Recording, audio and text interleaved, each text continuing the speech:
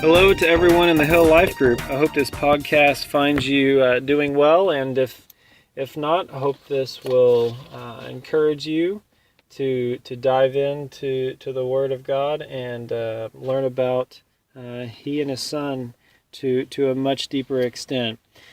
We will continue our study of Matthew. We'll be in Matthew chapter 17. We'll be going through verses 1 through 13 today.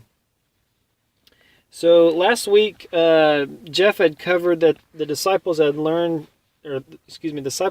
to realize that Jesus was the Christ. He was the Son of God, but there's now much more to learn about Him.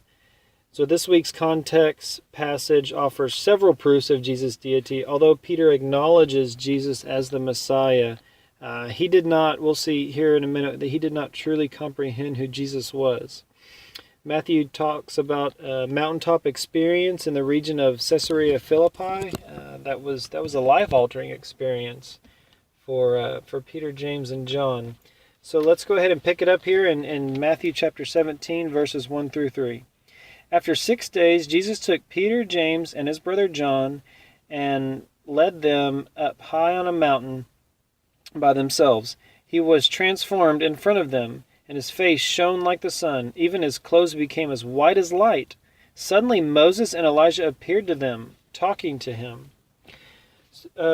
Matthew and Mark in chapter 9 mention that this event took place 6 days after the confrontation in Caesarea Philippi. And this event is much like it is an isolated event in that Jesus takes them to, he leads them high up on a mountain by themselves. Now, if you've been up high on a mountain, you know that it's primarily they are secluded. You have a vantage point of maybe some towns or cities, but you're really secluded away, and that's what Jesus wanted. He didn't want them to think about all the regular daily routine of life distractions that can come in their way. He wanted them to have their full focus on the event that was about to take place before them. And he states in verse 2, he was transformed in front of them, and his face shone like the sun. So Luke 29 actually gives us a little additional insight, maybe an additional vantage point. That Luke 9:29 indicates that Jesus was actually praying when the transfiguration occurred. The language of this verse suggests Jesus' transformation occurred suddenly. It was without warning. And in Matthew's terms, we're reading here, the transfiguration included an actual change in appearance. His purity and his holiness were observed, right? And continuing on in verse 3, then Moses and Elijah appeared. Moses and Elijah are two who played a critical role in God's plan of redemption. Moses was one through whom the covenant came, and Elijah was its prominent reformer. And like the previous verse, Luke chapter 9, verse 30 and 31 states that they were actually talking about Jesus' death. So you have Peter, James, and John. They're sitting there viewing this conversation between Moses, Elijah, and Jesus. In verse 4, Peter states, Lord, it is good for us to be here. If you want, I will make 3 tabernacles here, one for you, one for Moses, and one for Elijah. While he was still speaking, suddenly a bright cloud covered them, and a voice from the cloud said, This is my beloved Son, and I take delight in him. Listen to him. When the disciples heard it, they fell face down and were terrified. So this communication, or this conversation between Moses, Elijah, and Jesus was taking place, Peter simply states, it is good for us to be here. He truly, as we see right here, he truly didn't grasp the scene that was actually unfolding in front of his eyes as he volunteers to build 3 shelters, one for Jesus, one for Moses, and one for Elijah. Peter actually equates the 3 and assumes their importance is on the same level. Then God has something to say about it, doesn't he? In verse 5, he comes to discuss his son Jesus by the means of a bright cloud and actually encompasses the disciples. So Jesus, who's God's only son, deserved their focus and attention in order to understand, in order to fully comprehend his purpose. So I believe it was that point that the disciples knew that they were actually in the very presence of God. And they responded in such a manner. The disciples responded probably like you and I would have, falling face down. They were terrified.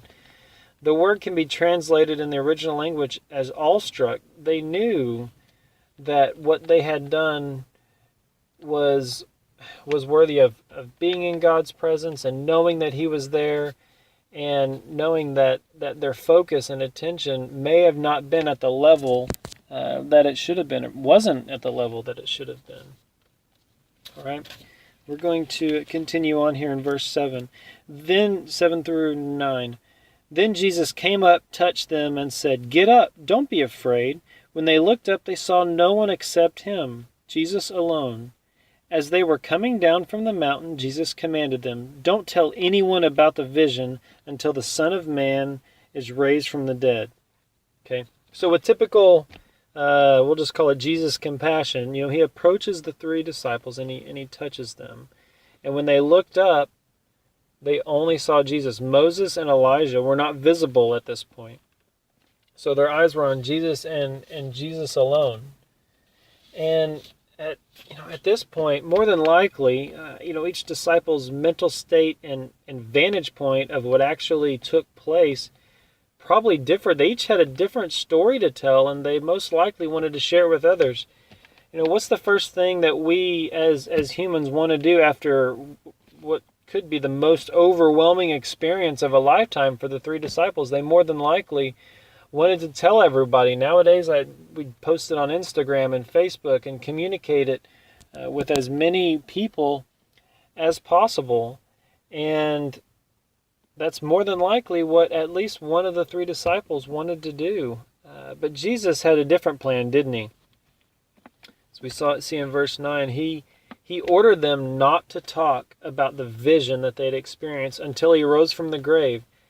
His purpose in this whole transfiguration scene was to give the disciples additional evidence as they witnessed for him after his resurrection. I'll say that one more time. Jesus' purpose in the transfiguration was to give the disciples additional evidence as they witnessed for him after the resurrection. He wanted them to each be able to personally state Acts 2:36, right, which states that they could explain to everyone that the one whom God raised from the dead was both Lord and Christ. And Jesus' mission can only be understood in light of his death, his burial, and finally his resurrection. We will continue on and cover Matthew chapter 17, verses 10 through 13. Look at it from a different perspective here. So the disciples questioned him, "Why then do the scribes say that Elijah must come first?" "Elijah is coming and will restore everything," he replied. "But I tell you, Elijah has already come, and they didn't recognize him. On the contrary, they did whatever they pleased to him in the same way. The Son of Man is going to suffer at their hands." Then the disciples understood that he spoke to them about John the Baptist. Okay, let's kind of take this verse by verse, make it as clear as we can. Here in verse 10, so the disciples questioned him, "Why do the scribes say that Elijah must come first?" All right, if we turn our Bibles back a book here to Malachi chapter 3, verse 1, it states, Malachi states, "See, I am going to this is the judgment at the Lord's coming." So this is God actually talking. "See, I'm going to send my messenger, and he will clear the way before me. Then the Lord you seek will suddenly come to his temple, the messenger of the covenant you desire. See, he is coming, says the Lord of hosts." So, given the facts about everything they had just witnessed, the disciples had just witnessed, they ask why the scribes said Elijah must come first. Now, as we went through Malachi chapter 3, verse 1, the scribes taught that Elijah would prepare the way for the Messiah. Malachi describes here that a messenger who would actually prepare the way for the Lord. So the disciples are actually trying to make sense of their religious instruction with the current event, which involves the Messiah walking down the mountainside with them after the transfiguration took place. Verse 11, Elijah is coming down and will restore everything, he replied. So Jesus' response confirms the accuracy of the prophecy as stated in Malachi. Let's go back and review Malachi chapter 4, verse 5. Look, I am going to send you Elijah the prophet before the great and awesome day of the Lord comes. All right? So,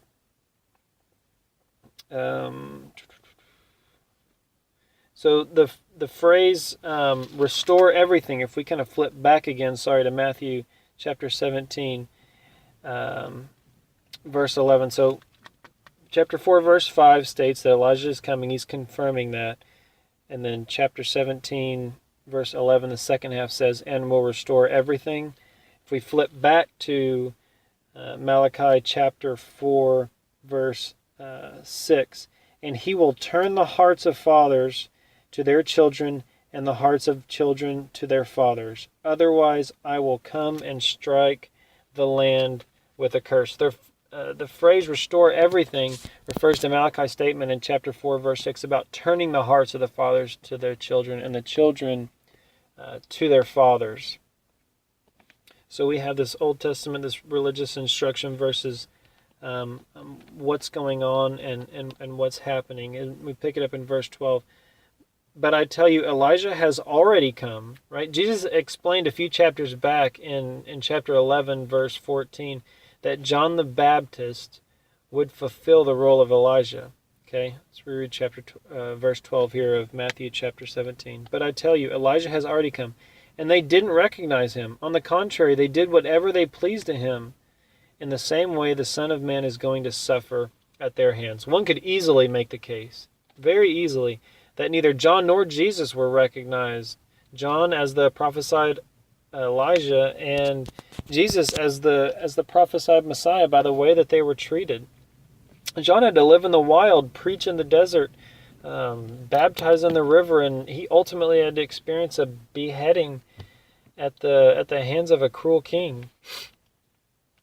Verse 13 of chapter 17 in Matthew. Then the disciples understood that he spoke to them about John the Baptist. So just as the people responded to John the Baptist preaching with fear of the Lord, so did the disciples respond to the transfiguration.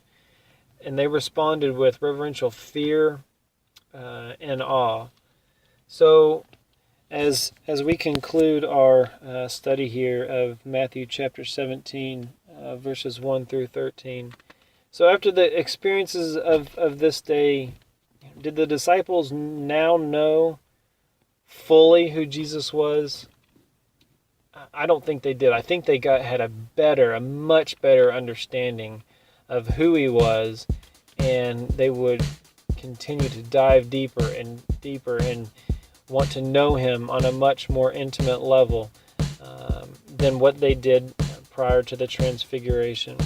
So I want each of you, I challenge each of you this week to push yourself to know him on a greater level. Know him on a greater level each and every day, no matter what you go through, no matter what your experiences and relationships are.